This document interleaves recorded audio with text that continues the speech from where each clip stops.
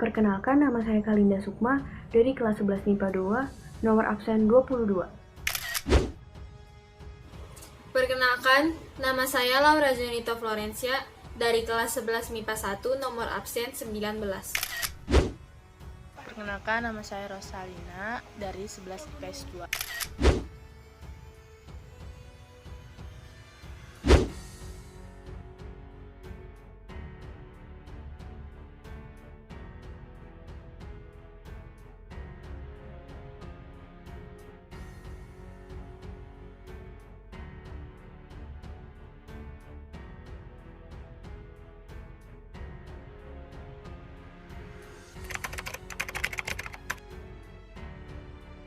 Kelompok kami akan membahas tentang pelanggaran HAM yang terjadi pada peristiwa Tanjung Priok.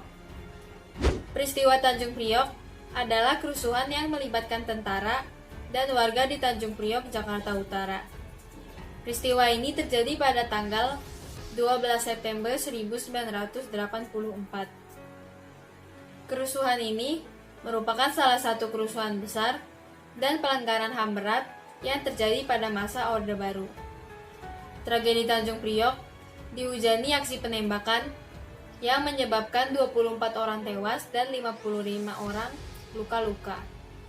Namun, jumlah korban secara pasti tak diketahui hingga saat ini.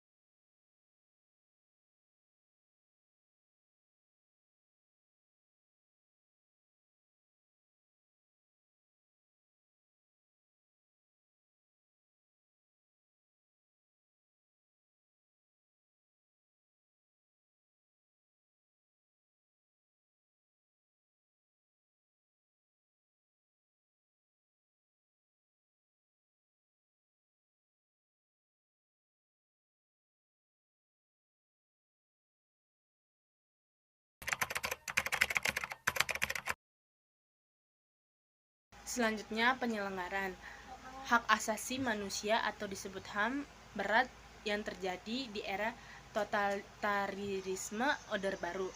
Kejahatan manusia ini dilatar belakangi supremasi ideologi sebagai kamuflase sebagai penyelenggaraan hukum yang dilakukan oleh Presiden Soeharto dan kroni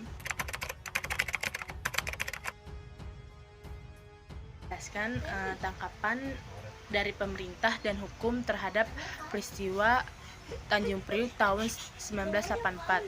Terdapat sebuah wewenang dari pihak aparat terhadap korban. Pihak aparat juga melakukan penangkapan dan penahanan dari luar proses hukum terhadap seseorang yang dicurigai ikut dalam insiden tersebut.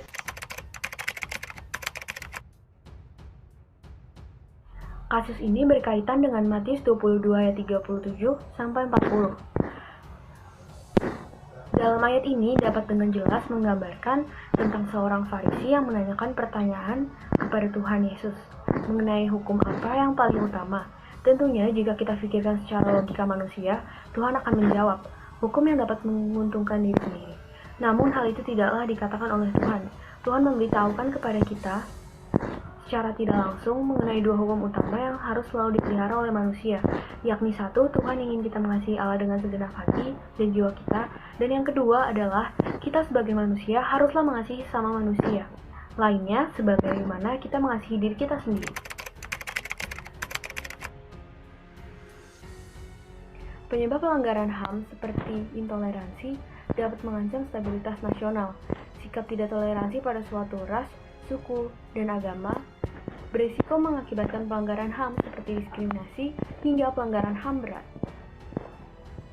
Rasa ingin balas dendam menjadi penyebab pelanggaran HAM dan berbagai tindak kriminal. Pengertian pelanggaran HAM berat terdapat dalam penjelasan pasal 104 ayat 1 Undang-Undang Nomor 39 Tahun 1999 tentang HAM, yang pada dasarnya menjelaskan pelanggaran HAM berat adalah pembunuhan massal atau genocide, pembunuhan sewenang-wenang atau di luar putusan pengadilan, kemudian penyiksaan, penghilangan orang secara terpaksa, perbudakan, diskriminasi yang dilakukan secara sistematis.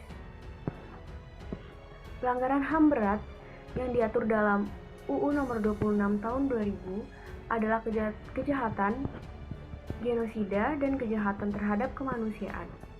Dengan demikian, UU Nomor 26 Tahun 2000 memiliki kesamaan dengan Statuta ICTR 1994 yang hanya mengklasifikasikan genocide dan crimes against humanity sebagai pelanggaran HAM berat. Aspek pasal yang dilanggar dalam peristiwa pelanggaran HAM Tanjung Priok ini antara lain, yang pertama pasal 6 yaitu hak untuk hidup, yang kedua pasal 7 hak untuk bebas dari penyiksaan, yang ketiga pasal 6 ayat 1 dan 2 yaitu hak bebas dari perbudakan dan diperhambat, dan yang keempat pasal 18 hak kebebasan berpikir, memeluk keyakinan dan agama. Dalam praktik di Indonesia, ketika pengadilan kasus-kasus pelanggaran HAM berat, kasus Tanjung Priok, sebenarnya proses persidangannya telah berjalan sesuai hukum yang berlaku di Indonesia.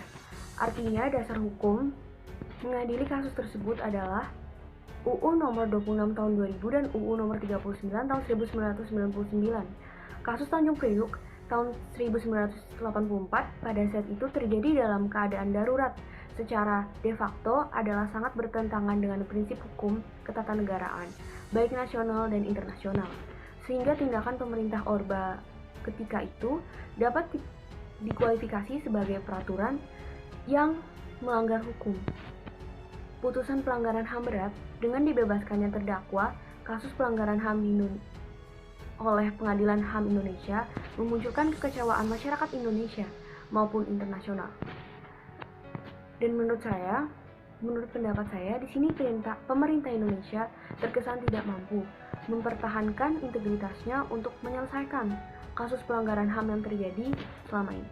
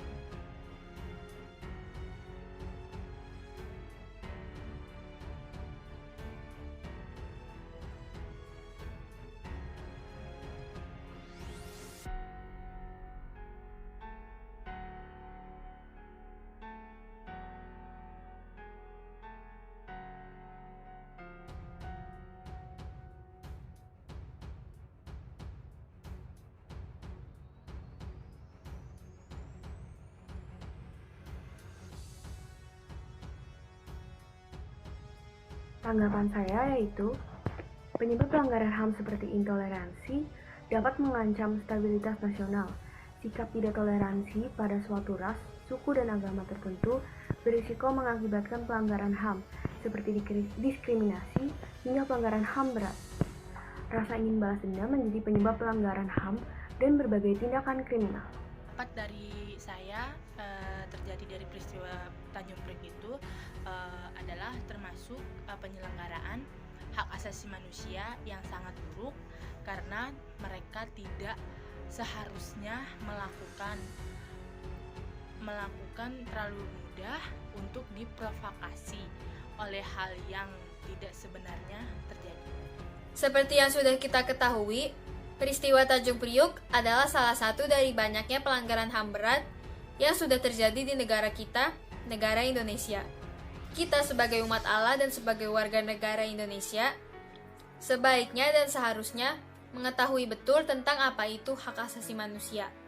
supaya tidak terjadi lagi dan terhindar dari segala bentuk pelanggaran HAM. Sekian penjelasan dari kelompok kami tentang pelanggaran HAM yang terjadi pada peristiwa Tanjung Priok. Jika ada kekurangan dan kesalahan kata, mohon maaf yang sebesar-besarnya. Terima kasih, Tuhan memberkati.